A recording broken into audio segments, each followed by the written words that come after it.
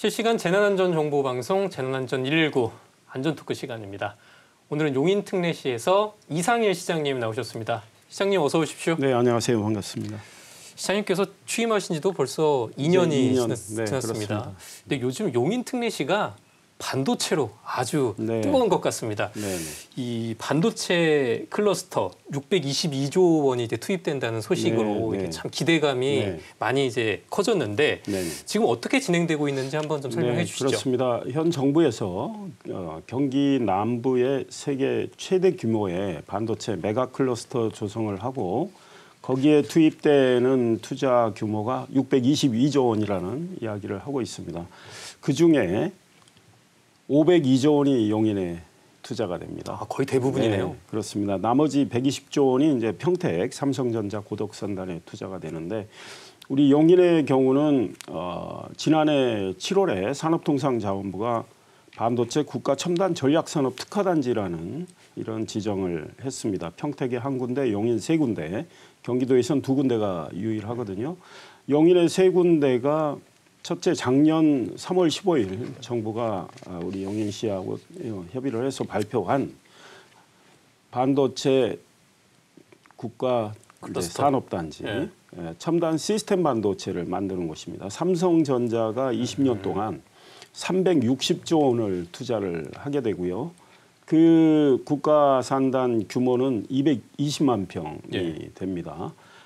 거기에 또 반도체 국가 첨단 전략산업 특화단지 지정까지 이루어졌기 때문에 반도체 속도를 내겠다는 겁니다. 그래서 인허가를 60일 안에 이렇게 이루어지지 않으면 60일이 지나면 자동 인허가 된 걸로 간주하는 인허가 타임아웃제가 적용이 되고 속도가 훨씬 빨라지겠네요. 이런 제도들이 다른 두 곳에도 똑같이 적용이 됩니다. 그래서 삼성전자가 41년 전에 대한민국에서 반도체를 제일 먼저 시작한 곳이 용인의 삼성전자 기흥 캠퍼스. 그곳이에요? 차세대 반도체 기술을 연구를 하게 되는데요. 미래연구단지라고 그럽니다. 거기에 또 20조 원 투자가 이루어지는데 그것도 특화단지가 됐고 SK 하이닉스가 용인 특례시 처인구 원산면에 126만 평 규모의 122조 원을 투입을 해서 현재 토목 공사가 진행 중입니다. 거기도 반도체 국가 첨단 전략산업 특화단지로 지정이 됐습니다. 워낙이 대형 프로젝트 502조 원이 투자가 되는 이 프로젝트가 다 완성이 된다면 용인 특례시는 반도체로는 단일 도시로 세계 최대의 생태계를 갖게 됩니다. 그래서 이 일을 계속 속도감 있게 추진해 나가는 데 주력을 하고 있습니다. 요즘 보면 뭐 미국이나 뭐 대만, 일본도 그 국가 예산을 투입해서 반도체 중심 단지를 만들려고 굉장히 노력들을 하고 있잖아요. 용인이 반도체 수도가 될 것 같네요. 그렇게 될 걸로 보이고요. 반도체는 속도가 생명이라고 그러지 않습니까? 맞아요. 그리고 다른 주요 선진국도 말씀하신 대로 국가가 정말 막대한 규모의 직접 보조금을 주고 있는데 우리는 아직 뭐 재정 상황이나 또 우리 시스템은 직접 보조금을 좀 주기 어려운 측면이 있어서 얼마 전에 대통령 주재로 반도체 산업 육성 회의를 할 때 우리 정부가 반도체 산업 육성을 위해서 26조 원을 인프라나 이런 쪽으로 투자를 하겠다 이렇게 발표를 했고요. 26조 원 중에 10%인 2조 6천억 원은 용인에 투입을 하겠다. 그러면 그 돈은 도로망, 전력망 이런 걸 이제 확충하는 데 쓰이게 됩니다. 지금 삼성전자의 360조 원 투자 첨단 시스템 반도체 국가산업단지 용인 이동 남사업 220만 평인데요. 그거를 속도를 내기 위해서 정부는 예비 타당성 조사 면제를 했고요.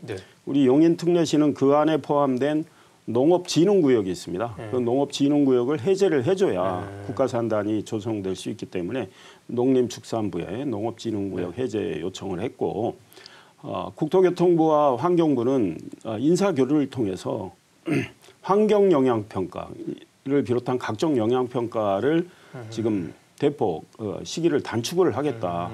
그래서 통상 환경영향평가만 해도 1년 이상 걸리는데 그 시기를 대폭 단축을 해서 사전 컨설팅 제도를 적용을 하고 해서 산단에 추진의 속도를 내겠다 이런 입장입니다. 그렇죠. 이런 반도체나 AI가 경제 유발 효과가 굉장히 크잖아요. 네, 그렇습니다. 우리 용인의 삼성전자 국가산단의 경제 유발 효과는 한 360조 원이 투자되는데 거의 500조 원가량 경제 유발 효과가 일어난다고 정부가 보고 있고요. 그렇죠. 그 프로젝트가 완성이 되면 그 220만 평 국가산단에서 일할 근로자가 10만 명이 넘을 걸로 보입니다. 그리고 직간접 고용 유발 효과는 한 190만 명 정도로 추산을 하고 있습니다. 그러면 또 SK 하이닉스가 122조 원의 반도체 팹 4개를 건설하는 또 그 반도체 클러스터 조성이 있고요. 거기에도 아마 일할 근로자가 한 3, 4만 명. 그러면 또 직간접 고용 효과가 굉장히 클 것 같고 삼성전자, SK 하이닉스는 메모리 분야로는 세계 1, 2위를 이제 다투는 기업인데 이들 기업과 함께 반도체 소재 부품 장비 설계 기업들이 또 같이 들어오게 되어 있습니다. 그래서 국가산단에는 150여 개 반도체 소재 부품 장비 설계 기업들이 같이 입주하게 되고 SK 하이닉스의 온삼 용인 반도체 클러스터에는 50여 개 소재 부품 장비 기업들이 들어오게 되거든요. 그래서 용인에 훌륭한 반도체 소부장 기업들이 많이 들어오기 때문에 반도체 생태계는 훨씬 커질 거고 또 경쟁력도 커지리라고 생각을 하고 그걸 제대로 하기 위해서는 첫째 도로망, 철도망 등 교통망을 확충을 해야 되고요. 용수 전력 공급이 원활하게 이루어져야 됩니다. 그래서 이 일을 국가가 더 관심 갖고 추진을 이제 해야 된다고 봅니다. 맞습니다. 이렇게 일자리가 많이 늘어나는 것도 있지만 또 거기 용인에서 그렇게 클러스터가 생기면 뭐 평택, 충청권으로도 연결이 되지 않습니까? 네, 그렇습니다. 그러니까 뭐 어떤 서울 중심에 거기서 벗어나서 또 지역 발전에도 도움이 될 것 같고 그렇습니다. 그리고 또 광역 교통망도 지금 구축을 하고 있다고 들었습니다. 이건 어떤 내용입니까? 일단 국가산단 쪽으로 용인 이동 남사업인데요. 관통하는 국도 45호선이 있습니다. 현재 4차로인데 좀 많이 막힙니다. 네. 그거를 정부가 이제 8차로로 확장을 하도록 했습니다. 국가산단 바로 위로는 69만 평 규모의 이동읍의 반도체 특화 신도시도 조성하기로 했거든요. 작년 11월에 발표를 했습니다. 역시 국도 45호선이 거기를 관통하게 됩니다. 그래서 이 국도 45호선을 8차로로 넓히는 일이 급선무입니다. 그래서 저는 기획재정부에 예비 타당성 조사를 좀 면제해 주라. 어차피 확장을 하려 한다면 좀 빨리 하자 이런 입장이고 기재부가 지금 검토를 하고 있고요. 지난 3월 25일 우리 용인 특례시청에서 대통령 주재 민생 토론회가 열렸는데 거기서 대통령께서 우리 용인 반도체 육성을 이야기를 하시면서 바로 교통 인프라 중에 45호선도 이야기하셨지만 경강선을 연장하겠다. 그러면 현재 경강선이 판교에서 여주까지 가는데 경기도 광주역에서 우리 처인구를 남북으로 관통을 해서 이동 남사까지 결국은 이동읍 신도시 국가산단까지 이어지는 이 지하철망이 꼭 필요합니다. 그래야 반도체 인재들이 출퇴근을 원활하게 할 수 있거든요. 그래서 이 경강선 연장이 꼭 중요하다. 경기도 광주시와 우리 용인 특례시가 공동 용역을 줬고요. 그 용역 결과가 0.92 비용 대 편익 비식값이 나왔습니다. 꽤 잘 나온 셈이거든요. 그래서 국토교통부에 내년도에 수립될 제5차 국가철도망 계획에 반영해달라고 이제 요청을 한 상태인데요. 대통령도 그에 대한 지원 의지를 밝혔기 때문에 경강선 연장은 이제 이루어지리라고 생각합니다. 이런 교통망 확충이 굉장히 중요합니다. 그 밖에 이제 국지도 이제 국가지방도로 이런 것들이 계속 확충해 나가야 됩니다. 그래서 용인의 정부의 많은 투자가 지금 이루어지길 바라고 정부가 얼마 전에 용인에 2조 6천억을 투자하겠다고 한 것들이 바로 그런 도로망, 교통망 확충에 들어갈 걸로 예상이 됩니다. 또 경기 남부권의 광역철도망이 연장되는 것도 중요한 문제 아닙니까? 이거는 용인 특례시 수지구의 수건 사업이고요. 용인만의 문제가 아니고 성남의 판교 쪽, 대장동 쪽, 그다음에 수원의 광교 쪽, 화성의 봉담 쪽 시민들이 바라는 겁니다. 민선 7기, 제가 취임하기 전에가 민선 7기고 지금 민선 8기인데요. 민선 7기 때는 이 지하철 3호선을 수서에서 우리 용인, 수지, 수원의 광교까지 연장하자 이거를 추진하다가 용인과 수원이 10만여 평에 해당하는 차량기지 내놓기가 어렵다 해서 이게 사실상 무산됐습니다. 서울시가 그걸 지켜보다가 수서 차량기지는 옮기지 않고 차량기지 위로 건물을 올려서 복합 개발하겠다 이런 상황이었고요. 제가 취임해서 화성시장에게 이야기를 했습니다. 화성이 서울 면적의 1.4배나 되는 큰 도시이고 또 인구가 많이 늘어나는 화성이 지금 이제 100만이 넘어섰습니다. 우리 용인 특례시는 110만이 넘었고요.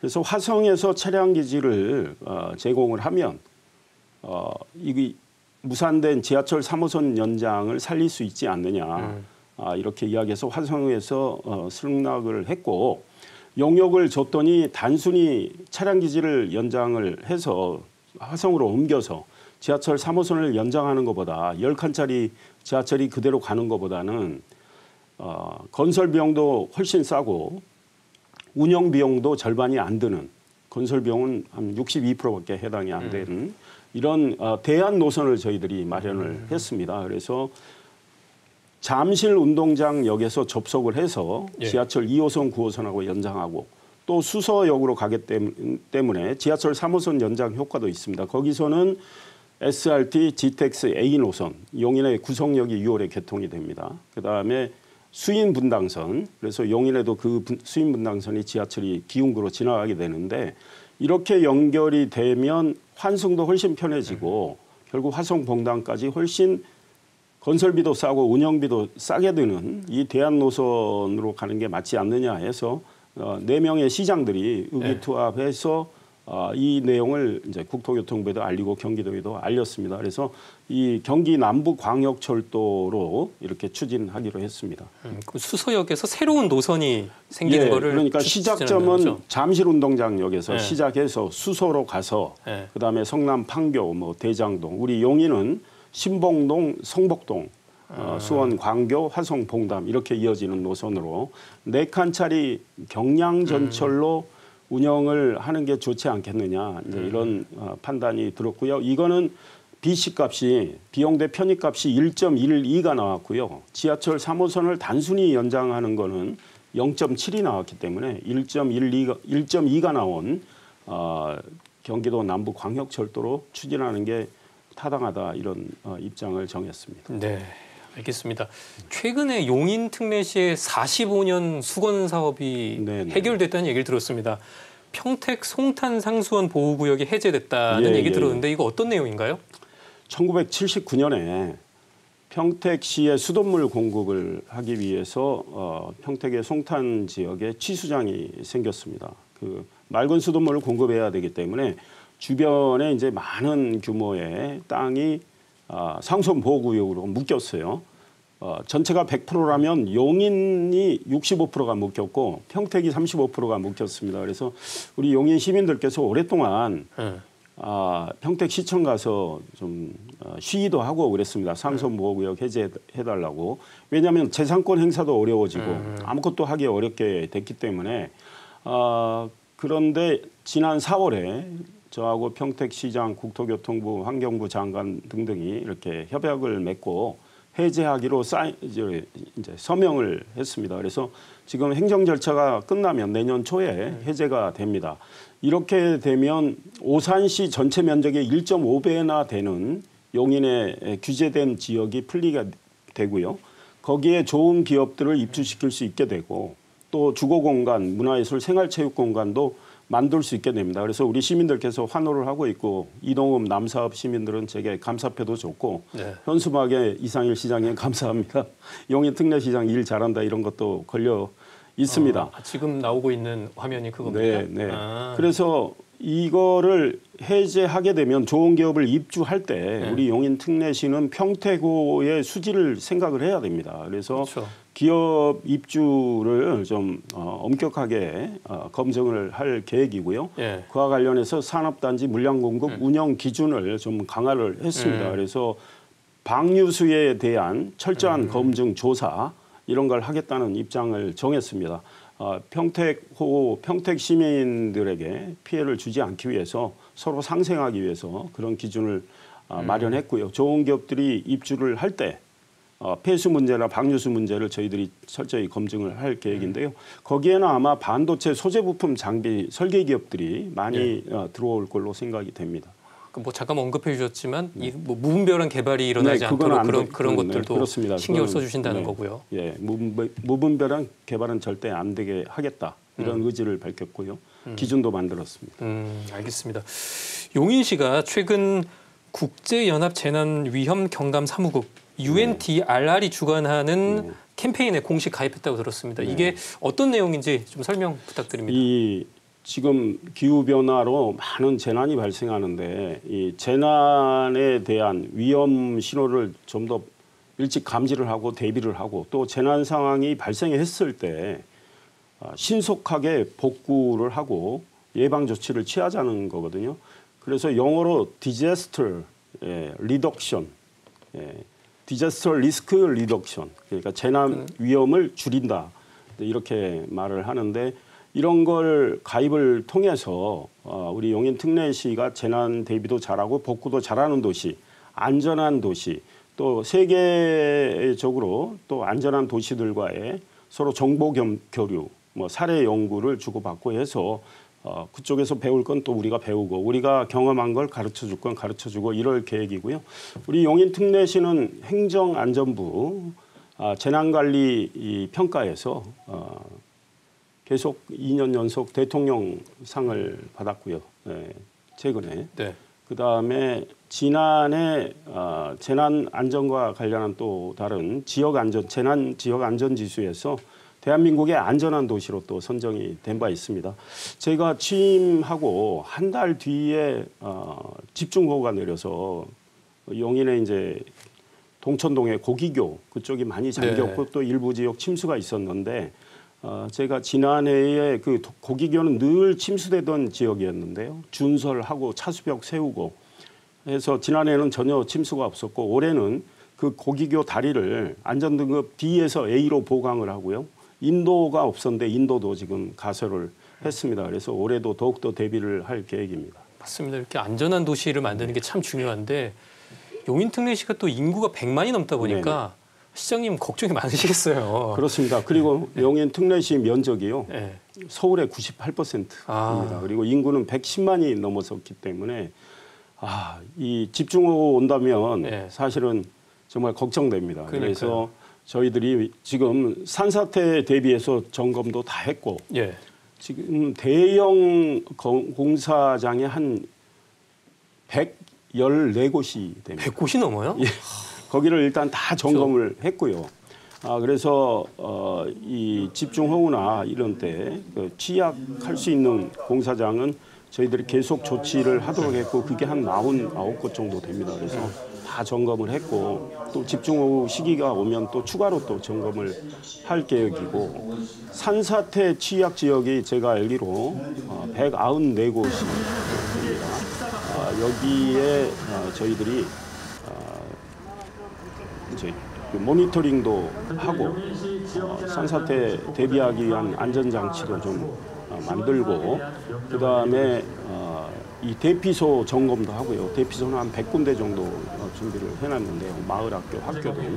그리고 만약에 그런 위험이 생긴다 하면 신속한 그 대응 시스템을 가동을 해서 대피를 안내하는 대피 조력자들도 많이 확보를 해놓고 있고요. 주로 2장, 통장, 반장, 읍면동의 공직자들이 하게 되는데 최대한 자연재해에서 저희들이 좀 예방도 하고 그런 발생 상황에서 빨리 대피하고 또 복구를 빨리 할 수 있도록 공을 많이 들이고 있습니다. 어떤 좀 위기 상황이 왔을 때 신속하게 전파해서 대응할 수 있는 그런 체계를 갖춰놓고 계시는군요. 또 재난안전상황실을 24시간 동안 운영하고 있다고 들었습니다. 어떻게 운영이 되고 있습니까?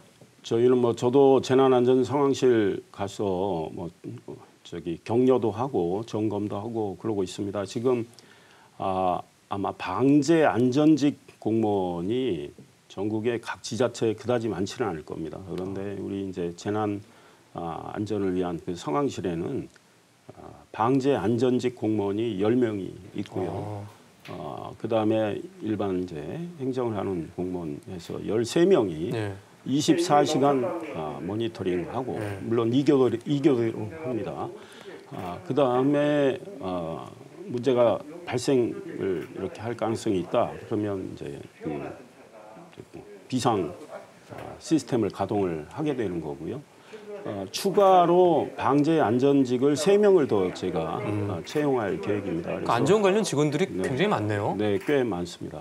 3개 구청에 방재 안전직을 또 1명씩 또 이렇게 충원을 전체 3명을 해서 보낼 계획이고 시장되고 계속 강조하는 것이 뭐 반도체도 강조를 하지만 시민 안전 이걸 강조하고 제가 189개 초중고와 2개 특수학교가 있어요. 네. 이게 특수학교 포함해서 189개인데 189개 초등학교 교장 선생님 간담회 다 하고 작년부터 또 학부모 회장들 별도로 하고 올해 또 교장 선생님 간담회 마쳤고 하반기 학부모 회장님 간담회를 또 할 텐데 학교 앞에 학교 주변의 통학 안전을 위한 시스템도 계속 갖춰나가고 있습니다. 그래서 예산 투입도 꽤 많이 하고 있고 학생들 승하차 베이라고 승하차 구역도 만들고 뭐 이 담벼락 보강도 하고 이런 식으로 해서 우리 학생들의 통학 안전을 위한 데도 신경을 많이 쓰고 있고 AI 보행 신호라고 해서요. 우리 만약에 초등학생이 길을 건넌다. 초등학교 저학년생이 길을 건너는데 늦게 건너기 시작해서 끝나는 건너기 전에 이미 파란불이 끝나고 빨간불이 들어올 상황이 생긴다 하면 AI 카메라가 그걸 감지를 해서 보행 신호를 늘려줍니다. 네, 신기하네요. 예, 이런 시스템도 일단 학교 주변 14곳에 지금 올해 설치하기로 했습니다. 네, 아까 잠깐 그 침수 대책 얘기해 주셨지만 네. 조금만 더 여쭤볼게요. 네. 요즘 반지하 주택의 네. 인명 피해 문제가 좀 심각하다고 합니다. 네. 최근 연구를 보면 용인시에서 침수 지역의 반지하 주택이 한 500가구 네. 정도 된다고 하는데요. 네. 여기에 대해서는 좀 어떻게 대비하고 계신가요? 사실 참 걱정이에요. 취임하던 해에 2022년 7월 말 8월 초에 집중호우가 왔을 때 비가 많이 왔죠. 예, 일부 반지하가 이제 저희가 침수가 됐고 그래서 어떤 분들은 아예 이제 사실 곳을 옮겨드리기도 했고요. 또 찾아가서 저희들이 도와드릴 걸 조치를 했는데 근본적인 예방이 중요한데 이 비가 정말 많이 올 때 반지하 침수는 완벽하게 막기는 어려운 점이 있는 상황인데 일단 침수 방지 시설을 해야 됩니다. 네, 그렇죠. 그래서 차수벽도 좀 만들고 영유하는 걸 막기 위한 설비도 하고 그래서 침수 지금 방지 시설을 만들어 드린 곳이 한 72곳 정도 됩니다. 물론 더 해 나가야 되고 또 침수가 임박한 이런 상황이면 이 대피가 또 중요한 상황입니다. 그래서 침수를 감지를 해서 알람 시스템, 경고하는 시스템 그리고 대피를 도와주는 시스템도 지금 갖추고 있거든요. 그래서 그거 시스템을 원하는 지금 반지하 주택 한 90곳 정도 되는데요.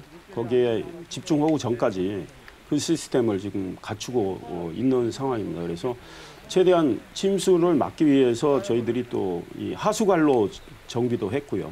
네, 그래서 물이 잘 빠지도록 하고 이런 노력을 하고 있는데 비가 좀 그러니까요. 예, 집중호우가 좀 덜 내렸으면 좋겠다 이런 생각하고 있습니다.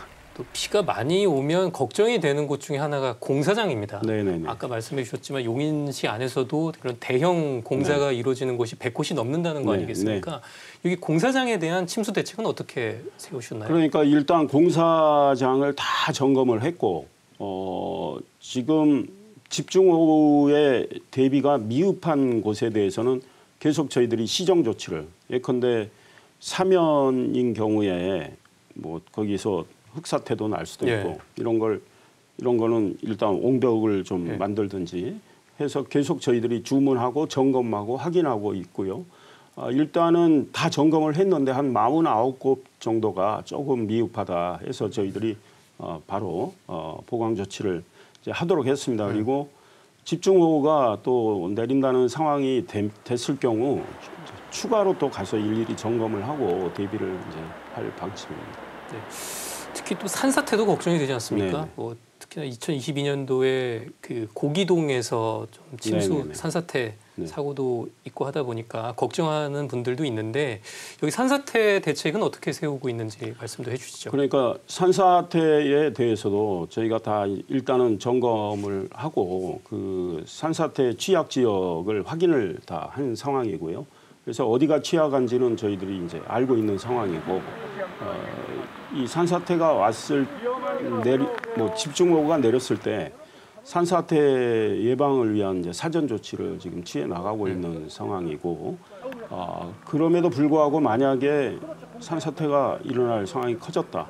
그러면 이제 신속하게 좀 대피 안내를 해야 되고 대피소 저희 점검도 다 해놓은 상황입니다. 그래서 신속 대응 시스템은 갖춰놓고 있고요. 대피 조력자들에게도 대피를 신속하게 안전하게 할 수 있도록 교육도 이렇게 시키고 있고 또 산사태 취약 지역의 주민들께도 그런 대비 교육을 지금 시키고 있는 상황입니다. 그 용인시에서 안전한 학교를 만들기 위해서 또 불이 났을 때 그 피난 유도 설비를 최근에 설치했다고 들었습니다. 이 내용 좀 설명해 주시죠. 이거는 우리가 용인이 아마 전국에서는 최초로 지금도 아마 유일할 겁니다. 시장과 경찰서가 2개가 있습니다. 2곳 경찰서장. 그다음에 소방서도 이제 하나 더 생겨서 2곳이 됐는데요. 소방서장 2분. 그다음에 용인교육지원청 교육장. 이 기관장들이 모여서 한 달에 한 번씩 정례 회의를 합니다. 그것도 돌아가면서 용인시에서 작년 10월에 제일 먼저 시작을 해서 경찰서 가서 회의하고 소방서 가서 회의하고 지금 이러고 있는데요. 안전 대책을 시민 안전문화 살롱이라고 저희가 이름을 붙였습니다. 그래서 매달 시민 안전을 위해서 우리가 어떤 대책을 세워야 할 건지 어떤 협력 시스템을 가동해야 할 건지 우리가 지금 미흡한 게 무엇인지 이런 걸 각각 발제를 하고 할 수 있는 건 적극하자 이런 겁니다. 그래서 지난 2월에 우리 용인 소방서, 지금은 이제 동부소방서가 됐는데요. 그 당시는 소방서가 하나였는데 용인 소방서에서 소방서장님이 군포소방서 서장으로 일할 때 12층에서 화재가 났는데 아파트. 그 주인이 15층으로 대피하다가 옥상으로 나가려고 하셨던 것 같아요. 그런데 맨 위로 올라갔는데 엘리베이터 기계실이랑 문이 안 열리는 거예요. 그 옥상 대피하는 안내는 안 돼 있었고 아래층에서 양쪽 문으로 옥상에 나갈 수가 있었는데 그걸 몰랐던 거죠. 우리가 아파트 5층이라면 14층에 살아도 참 옥상 잘 안 가보잖아요. 또 불이 나면 또 어둡고 또 그렇습니다. 연기가 많이 나니까 잘 안 보이죠. 당황하고 그래가지고 그때 이제 질식한 경우가 있었는데 그 이후에 새로 생기는 공동주택에는 그런 대피 안내 시설을 좀 하나 봐요. 그런데 용인 소방서장님이 용인을 점검했더니 공동주택에 그런 안내 표지가 없고 또 엘리베이터 기계실로는 못 올라가게 이렇게 고리를 좀 만들어서 걸어놨으면 진입을 안 할 텐데 이런 설비를 좀 해야 되겠다. 이거를 다 하려면 1억 600만 원 정도 든다. 그래서 한 3개년 정도로 예산을 나눠서 용인시가 지원을 해달라고 그래서 제가 그 3개년 그렇게 할 이유가 없습니다. 시민 안전을 위한 건데 우리가 추경 편성해서 1억 600만 원 다 확보해서 지원해드리겠습니다 했어요. 그래서 이미 다 확보해서 지원해가지고 저 설비가 영상에도 지금 나오는데 가설을 시작했고요.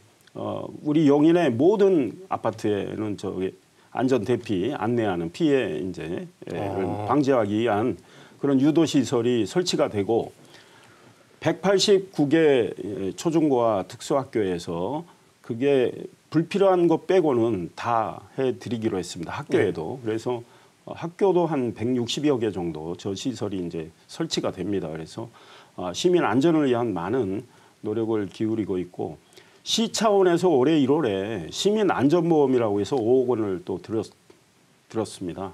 그래서 우리 용인 특례 시민이라면 만약에 어디 여행을 가셨다가 약간 뭐 자전거에 부닥쳐서 부상을 당하시거나 그런 사고 많죠. 뭐 자동차에 뭐 치이셔서 좀 부상을 당할 경우에도 안전보험 혜택을 물론 개인 보험 들어서 혜택 받으실 수도 있지만 우리 용인 시민이라면 시민 안전보험의 혜택도 받을 수 있게 됐습니다. 그래서 그 자세한 거는 있네요, 일종의 예, 그렇죠. 그리고 용인 내에서 또 다니시다가 다치실 경우에 그런 안전보험 혜택도 받으실 수 있도록 했습니다. 예, 안전문화 살롱 활동도 적극적으로 하시지만 최근에 주민 간담회도 자주 가셔서 소통도 많이 하시고 이렇다고 들었습니다. 특히나 요새 학교 통학로 안전 관련해서도 주민 소통에서 나온 이야기들을 많이 반영하시고 그렇다고 들었는데요. 네, 제가 최근에 영덕 이동에 주민 간담회 갔을 때 이 초등학교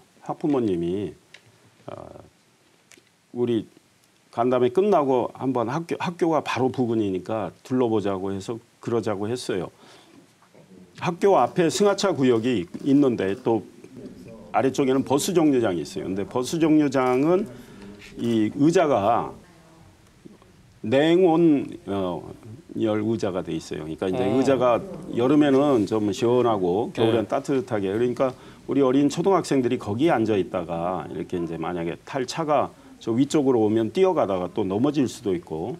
그래서 우리 학생들 승하차 구역에도 냉온열 의자 좀 뭐 만들어 달라고 해서 당연히 그래서 그건 설치가 끝났고, 제가 용인 초등학교 경우는 그 빌라촌 가운데 학교 정문이 있는데 승하차 구역을 학교 화단을 좀 이렇게 먹어 들어가서 만들면 되지 않느냐, 이제 제가 그런 아이디어를 내서 그것도 해드렸고, 각 학교에 승하차 구역, 승하차 베이를 만들 수 있으면 다 만듭니다. 물론 물리적으로 만들기 어려운 것도 있지만 이미 만든 곳이 10곳이 넘습니다. 그래서 우리 학생들 통학 안전 위한 여러 가지 지원을 하고 있고요. 아까 말씀드린 대로 오래된 방음벽 같은 경우에 완전히 시에서 지원해서 방음벽 고쳐드리고 있고, 신갈 초등학교로 가는 상미마을에는 도로가 좁아서 인도는 한쪽만 있습니다. 그런데 양쪽으로 또 차가 주차가 돼 있고,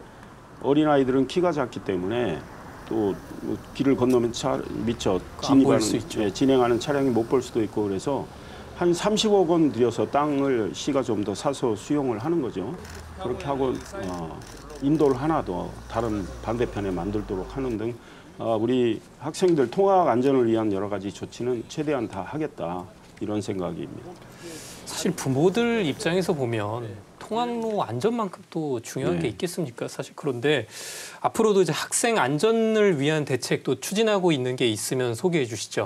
제가 학부모님들하고 교장 선생님들 만났을 때 제일 이제 강조하는 것이 학생 이제 안전, 등교 안전, 하교 안전이기 때문에 승하차 베이 만들 수 있는 건 다 만들고, 또 일부는 이 상현동의 초등학교의 경우는 이 인도가 작아요.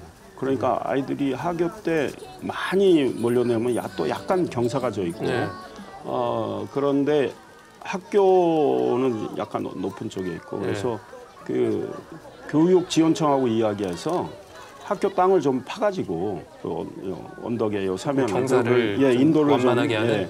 그래서 학생들이 길 건너기 전에 대기하는 곳, 그런 공간을 넓히기도 이제 하고요. 학생들이 아까도 말씀드린 대로 이제 통학할 때 길을 건넌다. 그러면 AI 카메라가 그 길 건너는 시간과 이런 걸 다 계산해서 학생들이 안전하게 길을 건널 수 있도록 시간을 늘려주는 거. 그다음에 189개 초중고 특수학교 앞에는 전부 횡단보도를 노란색으로 올 상반기까지 다 칠하기로 했습니다. 이미 뭐 대부분 진행이 됐는데 모든 학교 앞에는 노란색 횡단보도를 다 저희들이 칠해 드리고 있고요. 그다음에 교장 선생님, 학부모 회장님들이 요구하시는 이 반사경을 많이 부착을 요구하십니다. 그래서 아이들이 갑자기 나올 때 또 차량이 반사경을 보면서 또 대비를 할 수 있도록, 그래서 반사경을 요구하는 곳은 다 해드리고 있고 확인해서 해드리고 있고, 경찰과 협력을 해서 지석초등학교의 경우에는 이 학교 앞에 회전교차로가 있는데 네. 공사 차량도 많이 드나드는데 회전교차로 이게 좀 작아요. 그래서 큰 차량이 이렇게 회전을 하면 인도를 이렇게 침범을 하는 경우가 많다고 해서 확인해가지고 회전교차로 차량이 도는 그 공간을 넓히는 것도 이제 시작을 하고 있습니다. 그래서 승하차 베이 같은 경우는 많이 만들어가고 있는 상황입니다. 네. 그 용인시 학교 안전대책 얘기는 여기까지 하고요. 네. 최근 시장님께서 해외 출장 다녀오신 얘기 해보려고 하는데 덴마크 코펜하겐을 다녀오셨다는 얘기를 들었습니다. 소각장 탐방을 하셨다고 들었는데 어떤 걸 보고 오신 거예요? 예, 그 소각 시설을 직접 봤습니다. 거기서 또 우리 한국의 교장 선생님들 견학도 오셨더라고요. 그래요? 저를 알아보시는 분도 있어서 만나기도 했는데 그 소각 시설을 안에도 보고 바깥에 그 옥상도 올라가 보고 했습니다. 이 소각 시설의 설비의 높낮이를 이용을 해서 소각장 설계를 아주 잘했는데 그 소각장을 옥상에서는 스키장으로 이용할 수 있게 했습니다. 근데 그 스키장은 사시사철 시민들이 스키를 타는데요. 이 플라스틱을 좀 미끄럽게 해가지고 예컨대 인조 잔디처럼 만들어서 그 눈의 미끄럼 정도와 같이 만드니까 경사가 졌으니까 스키를 타고 언제든지 즐길 수 있고 저거는 이제 우리하고 똑같은 소각장 안의 시설인데 화면에 나오고 저거를 이제 소각을 하게 되는데 사실은 우리가 쓰레기를 안 버리고 살 수는 없고 버린 쓰레기는 매립하거나 소각을 해야 되는데 매립보다는 소각이 훨씬 안전하고 이제 효율적이죠. 요즘은 소각 기술이 굉장히 좋아져서 다 필터링까지 끝나고 굴뚝으로 나오는 옥상의 수증기 이거 유해물질 없냐? 전혀 없다. 이제 소각을 하고 이제 소각에서 발생하는 여러 가지 유해물질 다 걸르고 나서 수증기를 통해서 나오는데 그 수증기는 덴마크 코펜하겐의 공기보다 좋다는 겁니다. 근데 덴마크 코펜하겐은 굉장히 공기가 맑거든요. 그렇죠. 거기는 그리고 정말 친환경 도시예요. 그러니까 코펜하겐 시민의 90% 이상이 자전거를 이용을 하고요. 가능한 한 자전거로 많이 이용하도록 하고 시내 중심부에는 주차장도 녹지로 많이 만들어서 주차를 좀 불편하게 합니다. 그러면 차를 이제 팔고 안 타고 다니는 경우도 있다고 하고 이 바람 풍력이 좋기 때문에 이 풍력 에너지도 발전도 많이 하고 이런 곳인데 거기 공기보다 소각장에서 나온 수증기가 더 깨끗하다고 이야기를 그 정도입니까? 네, 하고 있고 바로 직선거리 200m에 450가구 이상이 사는 공동주택이 있는데 아니, 민원 없었느냐 그랬더니 민원이 전혀 없었다. 오히려 많은 사람들이 찾기 때문에 집값이 올라가서 좋아한다. 그리고 2km 떨어진 곳은 덴마크 왕실이 있습니다. 그래서 소각시설에 대한 우리 시민의 인식 제고가 좀 필요하다 이런 생각하고 있습니다. 그렇네요. 이제 좀 얘기를 정리해 보려고 하는데요. 마지막으로 우리 용인 특례 시민들에게 특별히 당부 말씀 있으면 부탁드리겠습니다. 우리 존경하는 용인 특례 시민들께 제가 이 보답하는 길은 시장으로 선출을 해 주셨기 때문에 일과 성과라고 생각을 합니다. 그래서 그런 책임 윤리를 다하기 위해서 노력을 하고 있고 국회의원 때와 비교하면 훨씬 개인적으로는 힘들지만 또 보람도 많이 있다. 우리 용인의 어려운 난제도 많이 풀었고 또 반도체로는 이제 용인이 세계적인 글로벌 반도체 도시로 도약을 할 것이기 때문에 큰 자부심을 느끼고 있습니다. 할 일은 태산 같고요. 그러나 시민들을 위한 크고 작은 여러 가지 행정을 또 저희들이 해야 되고 시민들의 불편을 최대한 해소해 드려야 되기 때문에 시민들께서 느끼시는 여러 가지 불편 또 우리 행정의 부족함을 시민들께서 생각하시는 어떤 개선할 수 있는 아이디어 이런 거를 적극적으로 개진해 주시면 저희들이 수용성을 발휘해서 잘 참고해서 시민들의 이 삶의 질을 높이는 데 최선을 다하겠습니다. 감사합니다. 네, 시장님 말씀 오늘 여기까지 듣도록 하고요. 지금까지 이상일 용인 특례 시장님이었습니다. 시장님 오늘 말씀 고맙습니다. 네, 감사합니다.